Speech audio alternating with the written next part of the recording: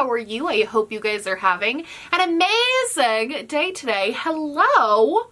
Hi. So first of all, candle of the day. Today's candle of the day is from Main Street Melts, and this is the You Got a Friend in Me scent. Shannon over at Creep Show Art actually sent these to me and was basically like, this is my favorite indie candle company, you have to try it.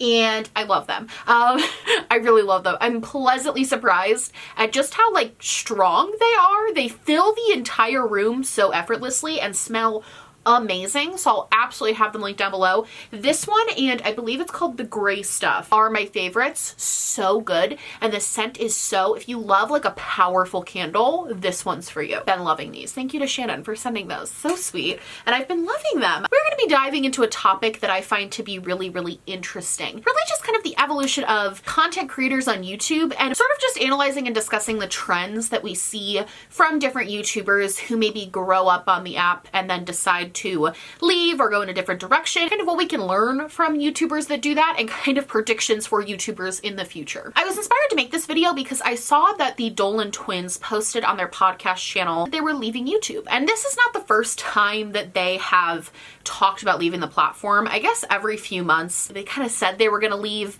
kind of said they were going to quit YouTube, and then they keep coming back. But it appears that this time it seems to be a little bit more legit, just because they talked about having backup plans and other projects that they wanted to work on outside of their YouTube channel, and they didn't really make a big show of it on their YouTube channel, which I guess is what they've done in the past. They've quit very publicly on their main channel and then like came back a couple months later. But it seems like as for right now, they are kind of abandoning the Dolan twins channel, and being that they are a channel with over 10 million subscribers, that is really interesting. And I also just think this kind of trend we have seen recently of YouTubers leaving the platform is really interesting and something worth discussing. I think in general, the Dolan twins are a super interesting kind of case to look at just because of their history on YouTube. They started on YouTube at a very young, just to give an abridged version of their history on YouTube, they started at a very young age. They were kind of the teen heartthrobs of YouTube because they were twins with abs, I don't know. But then they were a part of the Sister Squad, and that seemed to differentiate them a little bit and also gained them a lot of subscribers through working with people like Emma Chamberlain and James Charles.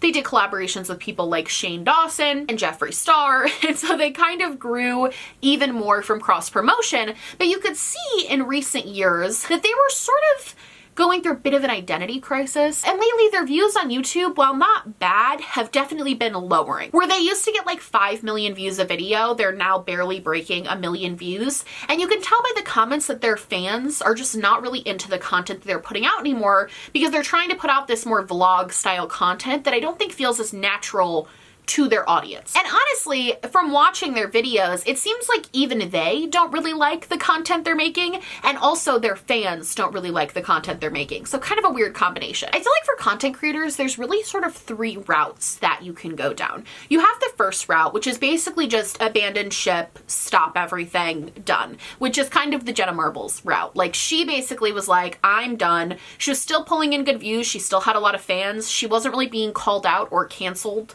in any sense, but she just said she was done and she left. She didn't want to have to be Jenna Marbles on the internet anymore, so she left. Another really good example, and somebody who I honestly forget about all the time, but who was really, really popping off when I was starting on YouTube, is a girl named Jordan Byers. Jordan Byers really blew up because she did a lot of honest reviews and brutally honest reviews, and she would buy fake makeup and review it, and her channel was really blowing up. She was on the cusp of being a really large influencer, and then she kind of just stopped. And I think a lot of that was to do with some drama that happened around her, but I also think a big reason was because once she started getting low views, she just couldn't really come back from that. She didn't want to continue posting and not get good engagement on her channel, so she stopped. I think she sprinkles in videos here and there, but really she stopped. I think there's a lot of people who do that. You see channels that are abandoned all the time. I know channels that have like hundreds of thousands of subscribers where the person just decided it wasn't for them anymore and they left. Obviously, when you're at the level of someone like Jenna Marbles, where you're at like 20 million subs, it's kind of a bigger deal when you leave.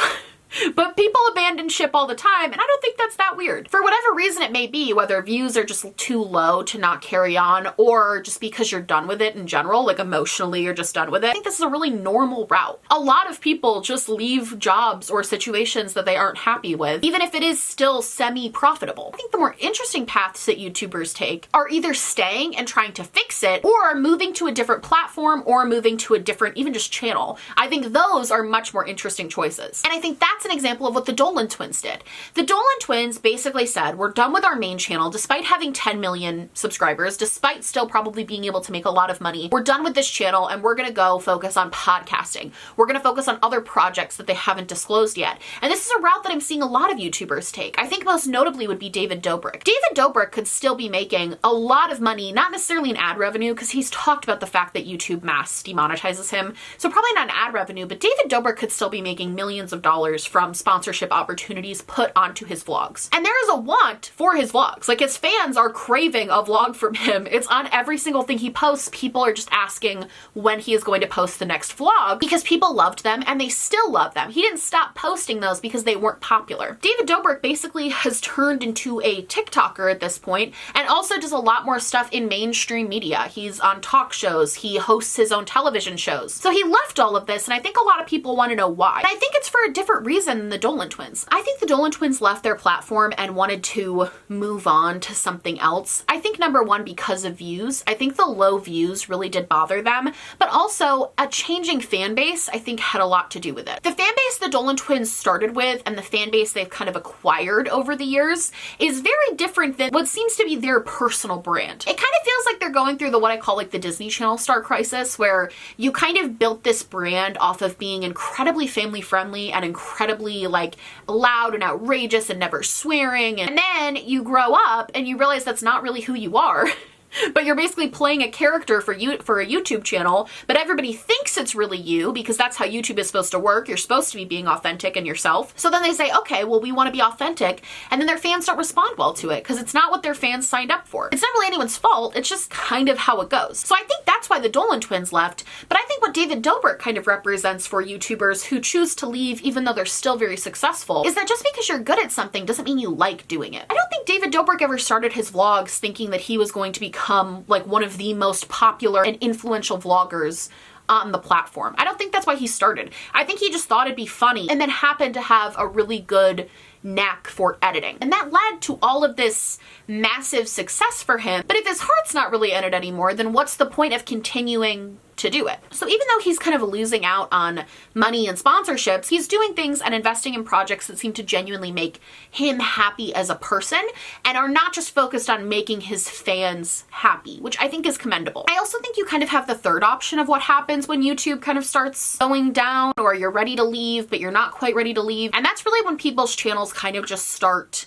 I don't like to use the word dying, but they definitely start like falling off. Like Joey Graceffa or Tyler Oakley or Hannah Hart. I don't think there's anything wrong with those creators. I think they're actually really good creators, but there are definitely examples of channels that had their big moment, had this massive popularity, and then started to fall down in views and subscribers. Right now, most of those channels are kind of hemorrhaging subscribers, and they also get very low views compared to what they used to. And I think a lot of YouTubers choose to kind of leave at that point, but I also think there's a large number of YouTubers who kind of just like stick around and do with it what they can. Because no matter what, that group of people, even if it's like, what, 300,000 views with a channel that has 10 million subscribers, that's really poor engagement for a channel of that size, but that's not a small amount of money. It's not as much as you probably were making, but I think there are a group of people that acknowledge and understand that no matter what they do, they're going to have fans, so they might as well give those fans content and kind of skate by on lower views and lower engagement than they previously got before. But I will say, I don't think that comes easily to people. Because yes, you're still making decent money, and yes, you still have some fans, but with the way YouTube is set up, the reason a lot of people choose to quit instead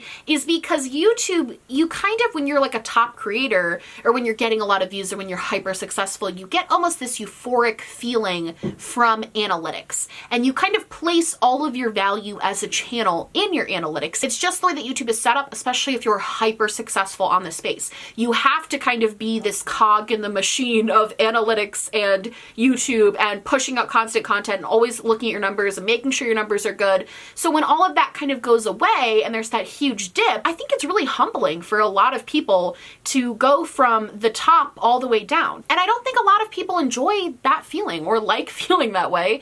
So they choose to leave instead. And I don't really know if they should be faulted for that. I think a lot of times YouTubers get a lot of criticism for being so focused on numbers. And I kind of also used to be that way, I guess. Like when I was just a viewer, I definitely saw it a little bit differently. I was like, why do you care about numbers? Just put out what you want to put out. Like, who cares? But like, it would be a lie for any, I think, top creator to say they don't care about numbers at all. It's hard not to when it's literally your job to care. So I think a lot of YouTubers fall into that kind of trap as well. So you have people who just disappear. You have people that try to kind of expand upon the fame they've built from the original channel and build off of that. And then you also have the people who just stay on kind of what you would call a metaphorically sinking ship. And I think for the people who choose the first two, it brings up a really good point that which my friend Liz on Twitter really perfectly put, and she has a podcast, I'll link her down below, but something I thought was so interesting was her point that sometimes just because YouTube pays well, like sometimes it's just not worth it. Sometimes people just do YouTube for the money and then the money is not worth it anymore for them, so they leave. YouTube is by no means a difficult job in the sense that it's like labor intensive or anything like that. Like it's a fairly easy job in comparison to all other jobs. It's just like any sort of job that you're doing that puts you in the public eye.